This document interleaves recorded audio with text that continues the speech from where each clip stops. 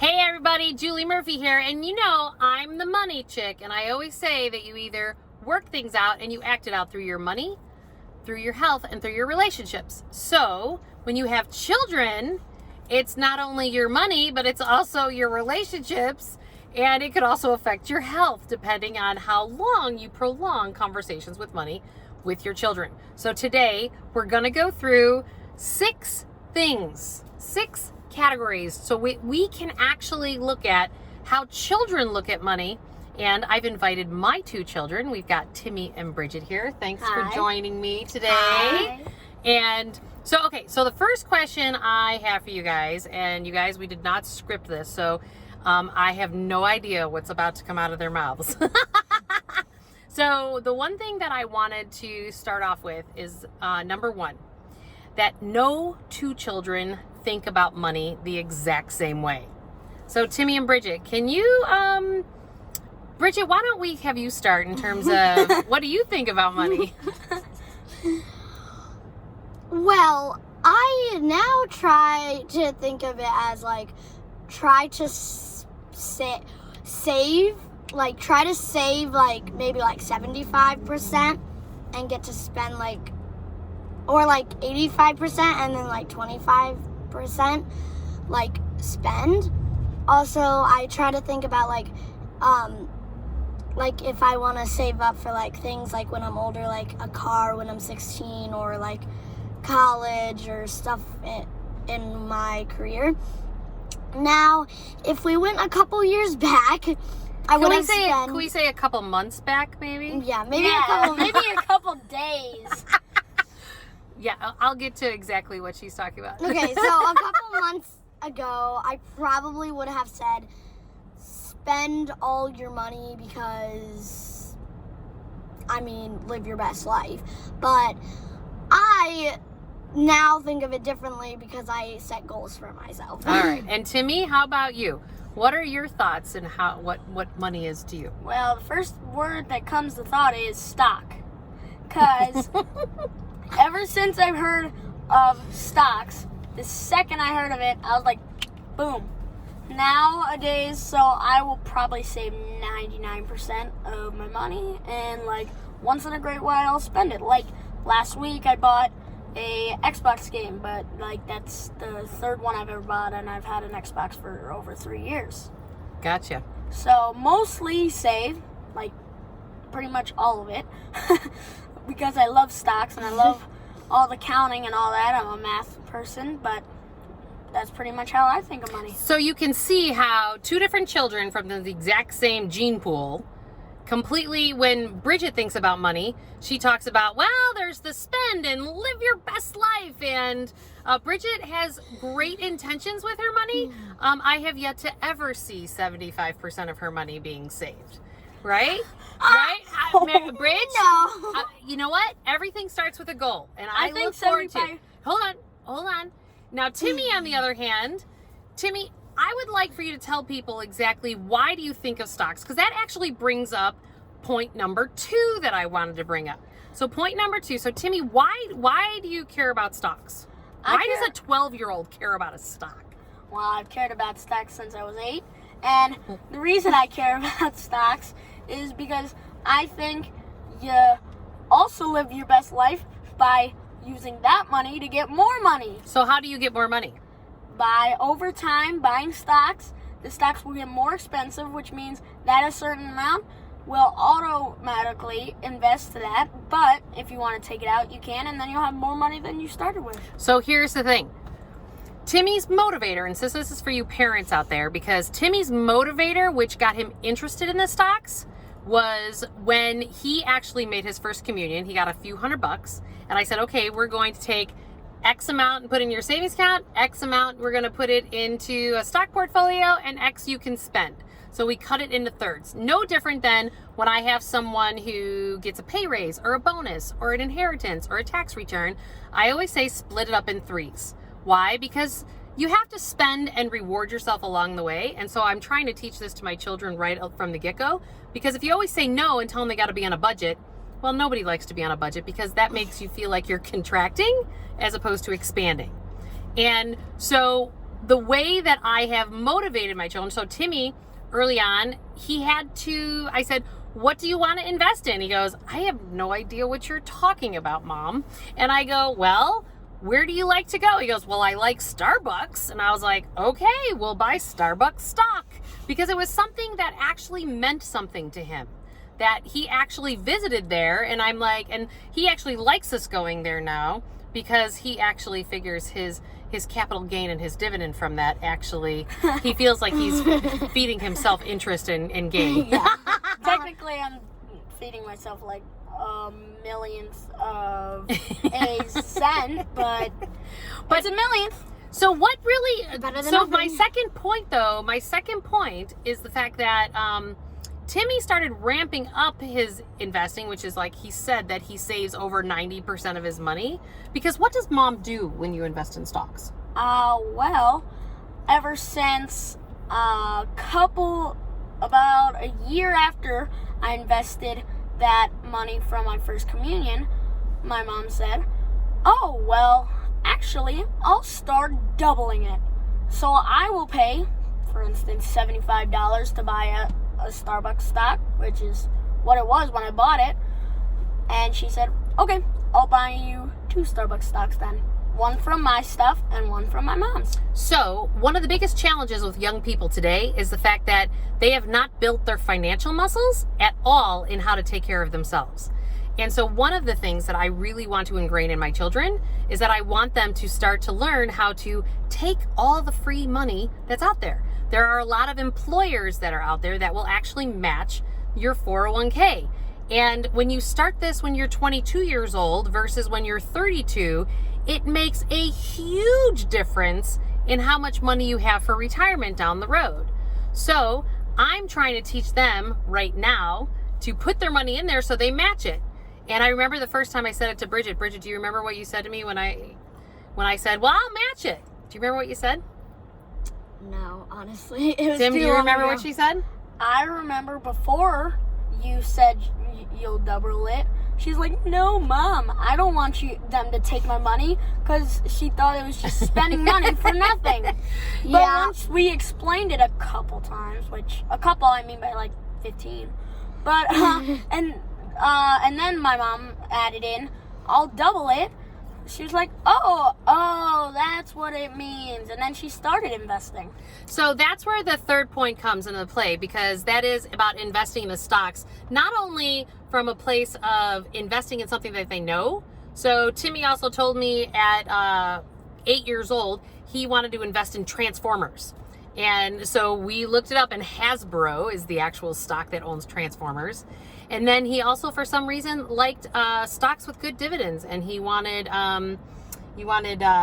Target. He loves Target's dividend. And then I got the first stuff I got out of my first communion. I got 2 of Starbucks, or 2 of Target, I mean. I got 1 of Whole Foods, 1 of Hasbro, and I think that was it. But, and then the crazy thing was, Whole Foods got bought by Amazon like a year and a half later. So I got 10 times what I put in there. Yep. So I got like an extra like $150. And I just put it back. I put 1 into Target, actually, and I put another 1 into Hasbro. Yeah, unfortunately with that stock, what they did is they liquidated out the position. They didn't actually give him a share of stock in Amazon. They just gave him all of his gains. But anyway, so number 4 is, let's talk about how you guys feel about saving. So from a kid's perspective, I'd love to know your viewpoint of saving and versus like what you talk about with your friends. Well, me having the mother I have, being in finance, obviously you're gonna get more pros and cons. So obviously I think different than my friends who don't have a mom or dad that's in the financial world. And How so, Bridget? How is it different? It's different because I have a lot of girls at school and just other friends tell me like, oh, I'm going to like spend like 50 or like $100 on this toy today at Target, and I was like, you probably shouldn't. You should probably save that for other stuff. But obviously, they didn't understand it, and we were younger at that point. So even I wanted to spend at that point, but I was still a little more cautious, since my mother's in the financial world. And ever since I heard the word that one of my kids had said, one of their younger siblings had said to me, well, Mom, I don't understand why we can't go to Target because you just got to slide that thing and I can't get my toy. I don't understand what the problem is. And that's when I decided, we kind of got to go a little deeper with the savings and investing. And there's the spending piece too, like consumerism. I mean, all we have to do is like, what are those YouTube videos that just drive you? Who's that Ryan kid on that your younger siblings? Yeah. Like that. Ryan made $29 million as a kid YouTuber last year. $29 million. Because they know how to market to kids. And this is a kid marketing to kids. And they know all the colors to put all the branding on that attract you. No different than like boxes of cereal, right? So we have to watch sometimes when we're teaching our kids of what to save, what to spend, because it's really, really important that you start to have them have their reasoning as to why, as opposed to just doing it. Any other thoughts on like saving? I nowadays, like it hurts me to like, and my sister, she's a big spender. 100% of her money goes to Yeah, she was the one that just said slide the card. Sounds like her. Well, she was like, oh, we were at the store and she was like, oh, and she spent like $20 on candy, and I like got like one thing that was like 50 cents, but it hurts me to like spend now. It hurts me to spend more than like $10 right in one time. Timmy, how about you? Like, you're not Bridget certainly has the clothes thing going on, right? Like, Bridget likes the outfits, the clothes, getting into the makeup, and you're a simple guy. Like, Really you talk to about like your thoughts on saving, and even from a boy perspective versus a girl. Well, from a boy's perspective, what I would think most boys my age would spend it on is mostly online games. Like I said the other day, I bought a game that's what most of the kids my age do. But for me, from my eyes, it's don't spend a lot, but it's okay to spend once in a great while. And I have to tell this story. So on our point number 4, it was about the saving piece. I'm an entrepreneur, and so naturally my kids are learning to do entrepreneurial things. And I had to laugh. One of the stories I'd love to tell with Timmy is, he goes to a school where parents just give the kids some money so they have some money on them in school. And he goes, Mom, can you go on Amazon and buy that pack 100 of those little army guys, those little plastic ones? And I was like, sure. You want to tell everybody what you did with those? I was probably in first grade. It was probably 99 cents for each, so it'd be probably like 99 cents for the whole bag. It was, I think it was $4.99 for the whole bag. $4.99 for a whole 100 army guys. And instead of doing that, I went to school, and they have an after school care. I went to the after school care, and I sold each little army guy for $2, and people actually bought them. So I was making my own mini business. So this is how he was, literally, sorry. I was literally making my own mini business as a first grader. So there's these out of the box things to get them thinking about versus, spending and debt, which is so latent in our society. And I remember one of you guys also asked me if you could take the whole pack of Oreos to school, because the day before, was it Mary Kate? I think it might have been Mary Kate. That sounds She like Mary sold Kate. the Oreos for $1 a piece. That was Mary Kate. That was Mary Kate. And I was like, wow. So like these little things that you're doing on a daily basis with your children actually sink in.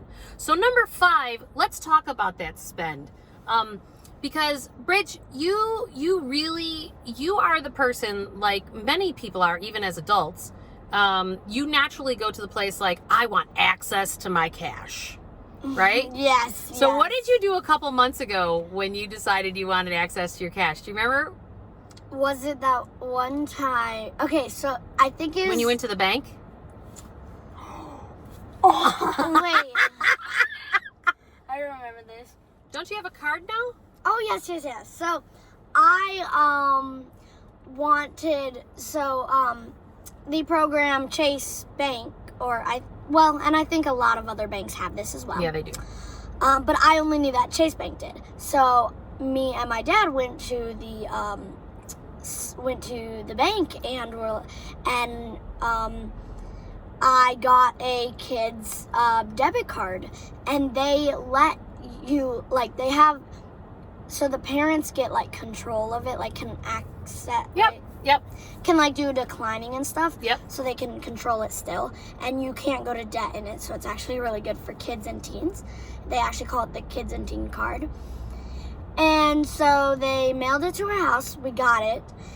And then like I don't really remember anything from that point, so I'm gonna let you go. Yeah, well, so what it is with kids, it's like, again, going back to that a third, right? So educating them and helping them build their financial muscles based on the fact that, yeah, it's okay to spend, so for Bridget, she's a little bit older now, so it's not cash that she's spending, but now she has a debit card, so that, and her dad's on the account, and so when she wants to spend, the money's in there.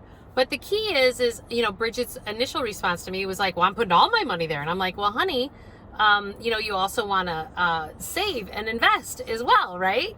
And at first you're just like, no way.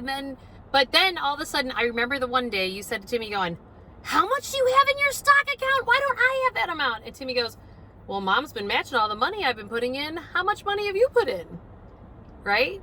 And so siblings, my point here is that siblings will actually learn from each other as well, because no different than in a marriage that, two people are going to process money completely differently, and then you just work on each other's strengths and you get to that next place.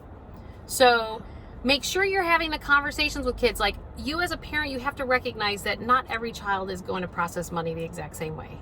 So you have to really understand who they are and what they're all about, and how to best support and validate who they are, but yet also still get them to where they need to be to build the financial muscles, so that when they're launching as adults, we're not creating more fiscal dysfunction in this country or around the world. And look at money matching, so you're building that muscle for them to learn how to do that then when they go to an employer one day. Talk to them about stocks and invest in things that they like or believe in. Bridget, she loves clothes and she has the Gap now. And I'm sure there's more brands to come. Yes.